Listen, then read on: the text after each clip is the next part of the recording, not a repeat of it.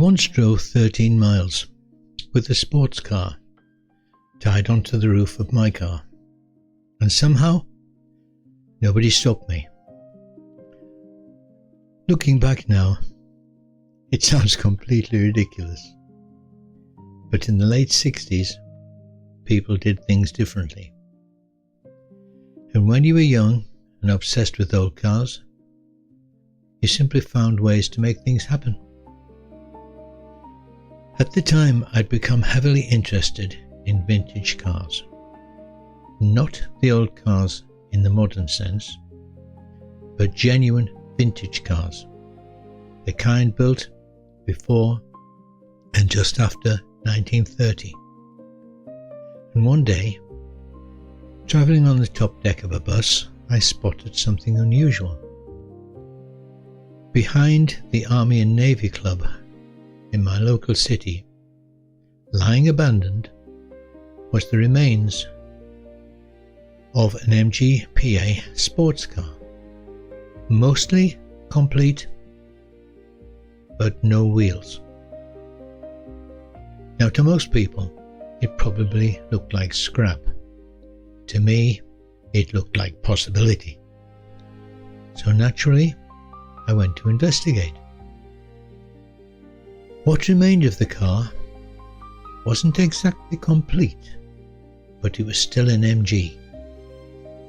And in those days, old cars could still be found, forgotten in gardens, yards, behind buildings, and obviously behind Army and Navy clubs.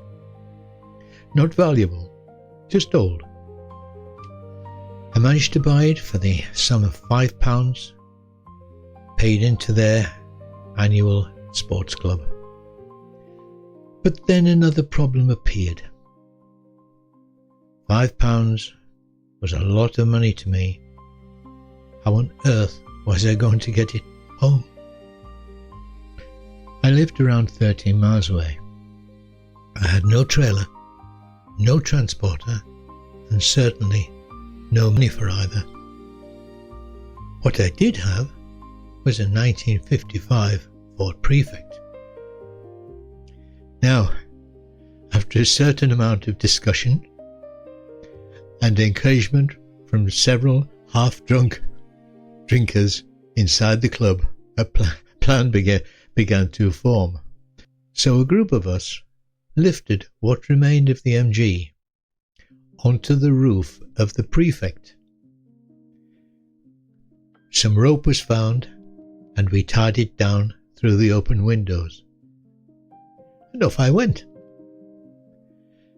Now, I should probably point out that health and safety was a rather different concept in those days. I drove the entire way home with an MG sports car sitting on the roof above me. And the remarkable thing is, although I passed police cars, I don't remember anybody reacting very much at all. No panic, no photographs. Just another strange sight on British roads in the 1960s. That wasn't my first vintage car, and certainly not my last. Around that period, I bought a 1933 Riley 9. Now, the Riley 9 was ahead of its time.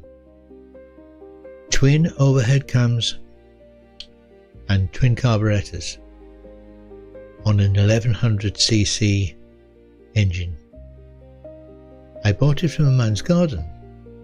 I simply knocked on the door and asked if he would sell it.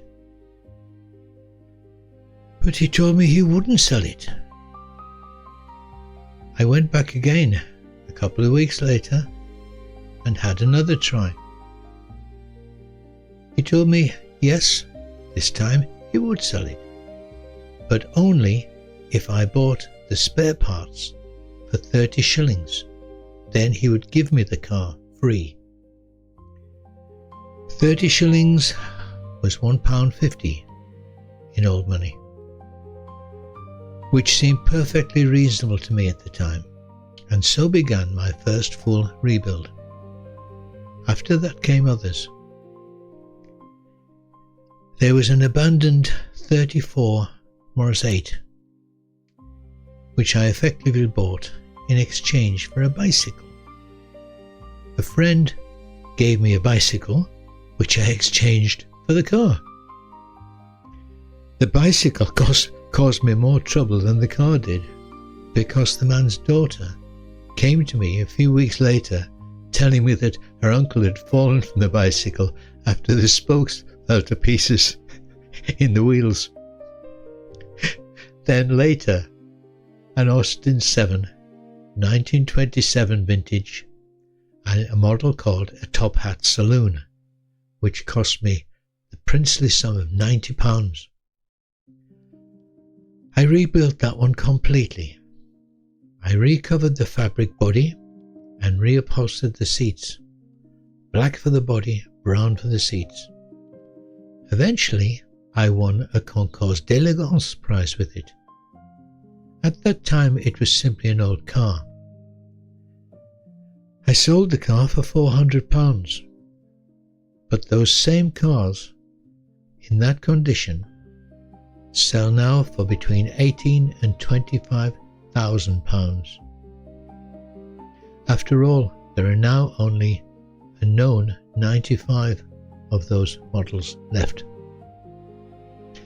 But truthfully, it was never about money. What fascinated me was bringing something back to life. Taking something abandoned, forgotten, broken, and making it work again.